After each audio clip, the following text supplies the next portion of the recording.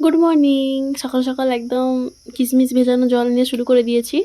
দিনটাই শুরু করলাম কিশমিশ ভেজানো জল দিয়ে, আর তাতে একটা খেজুরও ফেলা ছিল। আর সত্যি কথা বলতে এই জলে ফেলে খেজুরটা না খেতে আমার একদমই ভালো লাগে না। জানি না কেন, দেখছো কেমন মুখটা বাঁকি বেঁকে গেছে।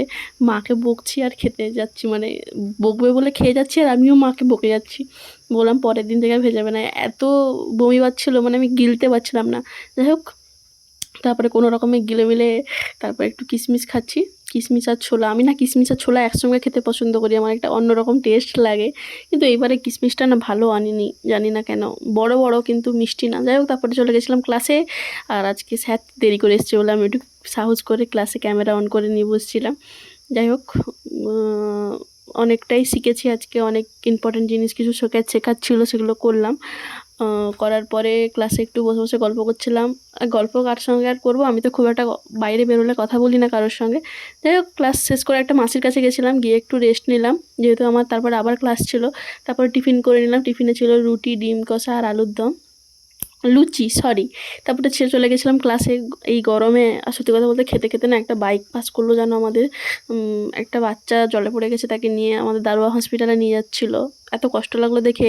ঠাকুরকে ডাকি যেন বাচ্চাটা ভালো হয়ে যায়। তো যাই হোক, ক্লাস করতে করতে হয়ে গেছিলো। তারপরে 2:30 বেজে গেছিলো। তারপর হয়ে গেল লাঞ্চ টাইম। এই যে আমি এখন কম্পিউটারে গোপাল ভাত চাড়িয়েছি, আর এই যে রুটি আলু ভাজা খাচ্ছি। আলু ভাজাতে আজকে আমার মা বিশাল লঙ্কা দিয়েছে, মানে মন ভরে ভরে লঙ্কা দিয়েছিল। যেটা বলছিলাম, উম, একটু বাচ্চাদের সাবধানে রেখো। গরমকালেই এই ঘটনাটা একটু বেশি ঘটে, পুকুরের সাইডে যেতে দিও না। জানি সবাই সাবধানে রেখো, তাও বললাম খুব একটু সাবধানে রেখো, সবাই ভালো থেকো। দেখে খুব কষ্ট লাগলো। খুব বেশি হলে 5 বছরও হয়তো হবে না বাচ্চাটা। মানে যেভাবে নিয়ে যাচ্ছে বাইকে করে, আমার এত কষ্ট লাগছে। ভগবানকে ডাকি যেন বাচ্চাটা সুস্থ হয়ে যায়, খুব ভালো ভাবে তাড়াতাড়ি হয়ে যায়। যাই হোক, তারপরে খেতে খেতে আলু ভাজাটা এত ঝাল লেগে গেছে, আমি একটা মাঞ্চ নিয়ে এসেছিলাম দোকান থেকে গিয়ে।